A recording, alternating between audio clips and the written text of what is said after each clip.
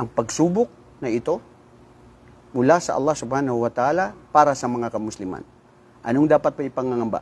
Mga kapatid, hindi lang ang pinag-usapan natin na fitna ay itong sinasabing labanan. Maraming fitna. Kasama dito sa mga fitna na pagsubok ay ang pagdami ng mga tao na mga Muslim na gumagawa ng kasalanan. Ang isa na rin sa mga fitna ng mga pagsubok ay ang anumang nakikita natin na haram, bawal, lantaran na yun na nakikita. Kukunti ang nagsasabi na bawal at ito pa ay sinusuportaan pa ng iba. Nagiging normal ang paggawa ng kasalanan. Hindi katulad ng mga nauna, ang kasalanan na ginagawa ng kahit sino sa bawat isa, nahihiya na gawin o lantaran. Ngayon, you are proud of doing what is haram, even all the people around the globe are looking and watching at you. Limada?